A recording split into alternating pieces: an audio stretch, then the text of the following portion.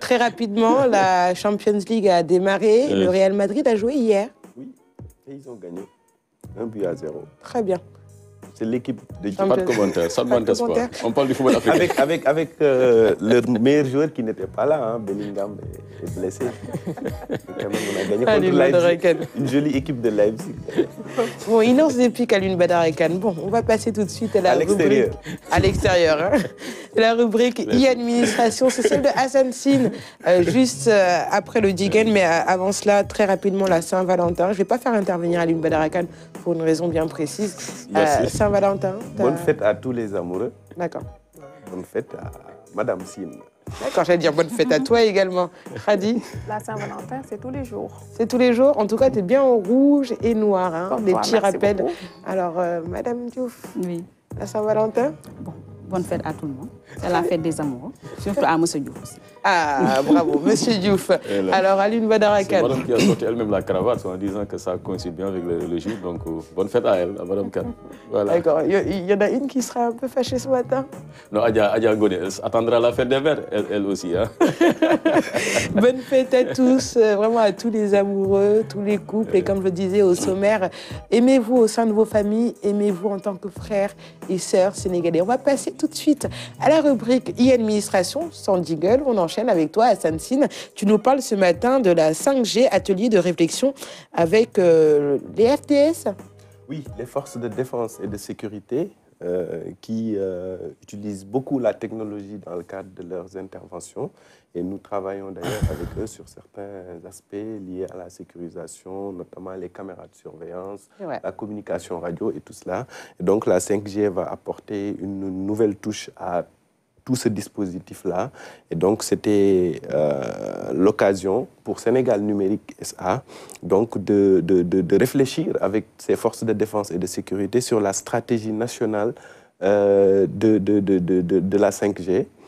Donc, qui est en phase de test actuellement. Certains voient parfois dans leur téléphone que c'est au lieu de 4G ou LTE, c'est 5G qui s'affiche parfois. C'est rare, donc, ça, non? Bon, c'est en phase test, donc ce n'est pas tout le monde, mais c'est en cours, en tout cas, d'implémentation. Et donc, comment se préparer? C'est pour cela que Sénégal Numérique a organisé cet atelier avec ses forces de défense et de sécurité. Et c'est le coordonnateur technique qui était donc l'organisateur, en quelque sorte, de cette activité avec toute la société. Donc, je vous propose de l'écouter pour expliquer un peu le pourquoi de cette activité-là. Maintenant, la 5G va être 100 fois plus rapide que la 4G. Donc, au niveau télécommunication, il y a des bénéfices. Mais aujourd'hui, il y a une révolution industrielle. Donc, surtout sur le secteur sécurité-défense, où aujourd'hui, on a tenu à faire une rencontre avec les SDF pour les sensibiliser sur les opportunités que cette technologie apporte aujourd'hui au niveau des technologies émergentes, au niveau de la réalité virtuelle, la réalité augmentée, les opérations militaires, aujourd'hui la guerre de demain, la cybercriminalité, les cyberattaques, cyberdéfense, etc. Tout ce qui tourne autour de ça. Donc il faut comprendre que tous les objets qui sont autour de nous vont se connecter grâce à la 5G avec la très haute disponibilité. Alors, la 5G qui va bientôt s'installer, alors est-ce que ça va couvrir déjà au-delà, c'est-à-dire du côté bénéfique des forces de l'ordre ou encore des Sénégalais aujourd'hui? Est-ce que cette 5G va couvrir tout le territoire? Je pense à Tivaouane-Peulh, eux qui peinent déjà à bien se connecter sur la 4G. Effectivement, tous les opérateurs sont d'ailleurs en train de déployer leur stratégie par rapport à cela, que ce soit l'opérateur historique, Orange, Expresso, Free, et Promobile et les autres pour ne pas faire de la pub. Donc ils sont tous en train de se préparer pour le déploiement de la 5G qui sera pas seulement pour les forces de défense et de sécurité, mais ce sera pour tous les utilisateurs d'Internet parce que c'est juste un passage d'un débit très rapide à un débit ultra rapide. Voilà, donc ça permettra de télécharger plus rapidement, de visionner sans arrêt et tout cela.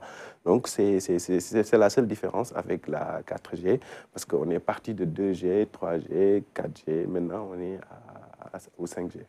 Tu disais tout à l'heure en off, 4G, c'est la 4e génération. La 5G, c'est la 5e génération. C'est la 5e génération. C'est en cours déjà dans beaucoup de pays. Et au Sénégal, comme je l'ai dit tantôt, c'est en phase test. Et ça permettra en tout cas de franchir une nouvelle étape dans la connectivité et la disponibilité d'Internet et pour fluidifier davantage les communications. Avec surtout, pour Sénégal numérique particulièrement, le câble sous-marin qui va bientôt être mis en service. Ça permettra en tout cas de permettre à l'administration d'utiliser Internet avec une bande passante beaucoup plus intéressante aux forces de défense et de sécurité qui font partie, donc, selon notre entendement, de l'administration aussi, de pouvoir faire toutes leurs interventions en utilisant donc ce dispositif technologique. Hadi, toi qui es dans le domaine du numérique, c'est une bonne nouvelle, l'arrivée de cette 5G? Effectivement, c'est une excellente nouvelle d'ailleurs, parce que si on voit bien, si on remarque, nous travaillons tous sur l'Internet, donc on a besoin de ce 5G-là, de ce haut débit, pour pouvoir donc faire correctement nos travaux. Très bien. Alim Balakan, bon, 5G, 3G, 4G, je sais que tu dis... L'essentiel que l'on puisse accéder au net. Il peut même se limiter à la 3G, lui, hein, la 3e génération. Que ce soit la 2G, la 3G, mais vraiment... Mais de façon très rapide. Que l'on en finisse avec ces zones blanches. Parce que quand même, ça commence vraiment à bien faire. Hein. Depuis 5 ans que je réside à Tivaouane-Peulh, on n'a pas la possibilité d'avoir la connexion Wi-Fi. Hein. Ça s'arrête juste voilà, en amont, un peu à la sortie de Kermassar, à la cité Darussalam. Mais tout le reste de Tivaouane-Peulh, par exemple, n'est pas connecté à Internet. On n'a pas la fibre là-bas. Maintenant, je ne sais pas quelles sont les modalités sur le plan technique, comment ça fonctionnerait. Mais je crois que quand même, on est quoi, en 2024. Hein, depuis le temps que je fais le plaidoyer, je ne vois pas un ouvrier, ne serait-ce que voilà, un début de chantier, un semblant de début de chantier. Alors, sommes-nous des Sénégalais ou... Je ne sais pas, ou pas. Des Sénégalais à part. Je pense que quand même, on paye l'impôt comme tout le monde. Hein, et on a droit véritablement à avoir un tel service. Mais vous avez la 4G sur votre téléphone. La 4G s'affiche. Même si elle s'affiche. Mais pourquoi on n'a pas le droit, le luxe d'avoir la connexion fibre optique comme tout Sénégalais? Comme le Wi-Fi, quoi. Comme tout Dakarois. Nous sommes dans la région de Dakar. Hein? Nous sommes dans la région de Dakar. Bon, je pense que les acteurs, les opérateurs, il y a Sénégal numérique aussi qui a sa fibre optique, mais qui permet pas, qui ne commercialise pas auprès des citoyens. Donc, on ne peut pas vous fournir notre fibre optique. Mais pour les administrations et autres, à Tivaouane-Peulh, s'il y en a, l'appel est bien entendu par le directeur général, un bon élément. par le coordonnateur technique, M. Wakindiaï, qui vient de parler. Donc, peut-être que des efforts seront faits. Sinon, je sens qu'Aline Badara est en train de se radicaliser. Oui, mais en tout cas, je sais qu'il a produit un bon élément à son image. Hein. Tu as réponse à tout. C'est excellent. Merci beaucoup, Hassan Sine. Alors, Madame Diouf, aujourd'hui, on parle de bien-être communautaire. Les jeunes sont tous connectés, sont tous sur leur smartphone. Alors, c'est vrai qu'il y a vraiment des avantages à cela, mais également, il y a des dangers. Oui, il y a des dangers, les dangers dans les réseaux sociaux, parce que nous aussi, on a un thème qui s'appelle « Danger des réseaux sociaux ». On fait des sensibilisations. Quels avantages ou quels sont les inconvénients pour se connecter ou peut-être faire des recherches dans les réseaux sociaux. Donc là aussi, on fait des sensibilisations avec ces jeunes aussi. Mais je rejoins juste à l'une, c'est juste avoir de la connexion.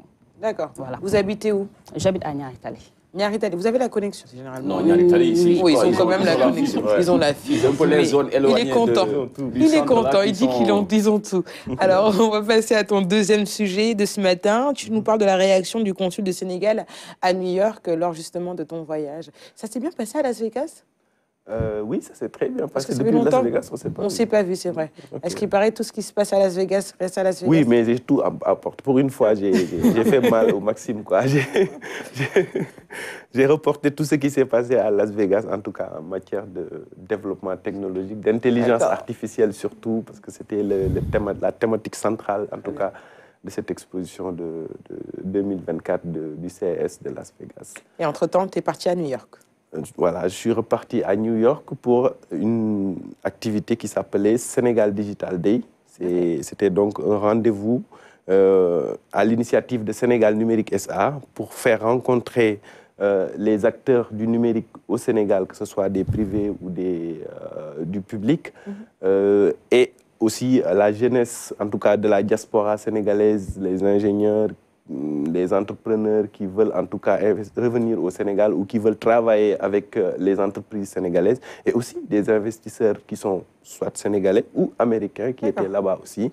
Et donc l'événement s'est déroulé sur une journée et ça a été un grand succès vu le public qu'on a eu sur place et la qualité en tout cas des intervenants et des participants. Et d'ailleurs, ça a été présidé par le consul général du Sénégal à New York. Il s'appelle El Hadj Amadou Ndaw et il nous a donné ses impressions juste après l'activité. Je vous propose de l'écouter.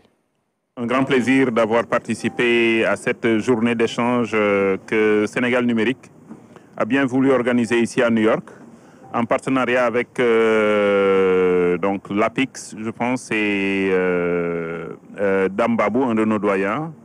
Voilà, c'était une journée très riche qui nous a permis d'avoir un bel aperçu sur le Sénégal numérique, d'abord l'historique, mais aussi les produits qui pourraient être très intéressants pour nos compatriotes qui sont là, qui sont établis ici aux États-Unis et qui sont dans le secteur du numérique et qui peuvent certainement apporter de la valeur ajoutée, en tout cas sur ce que Sénégal numérique est en train de faire déjà. On a vu également une belle présentation de Petrosen Services. Et donc, ce qui nous a permis d'avoir un bon aperçu sur Petrosen et des opportunités que cela présente. Et même des perspectives qui peuvent être très bénéfiques, en tout cas pour les populations au finish. Alors, merci beaucoup pour cet extrait. C'était le consul justement général du Sénégal à New York qui a donné ses impressions. Alors, c'est généralement bien pour justement toute cette communauté de la diaspora qui voudrait éventuellement investir ou pourquoi pas retourner au Sénégal pour investir dans le domaine du numérique.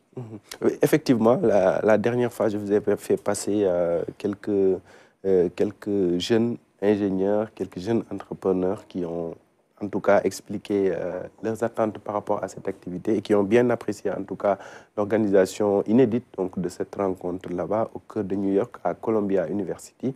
Et c'est la même réaction pratiquement hein, auprès des investisseurs, des entreprises sénégalaises qui nous ont accompagnés, notamment Petrosen et Apix SA. Je vais revenir sur leur déclaration peut-être lors de nos prochaines chroniques. Eux aussi, ils ont trouvé vraiment leur compte parce que les personnalités qui étaient là-bas étaient vraiment la cible qu'on visait à travers cette activité du Sénégal Digital Day. Et on espère que l'édition 2025 sera encore plus une réussite et qu'on sera encore davantage accompagné par d'autres structures administratives, certes, mais aussi privées. Parce que c'est pour tout le monde. Et ce sera en 2025 ? Inch'Allah. Inch'Allah, on espère en tout cas pourquoi pas.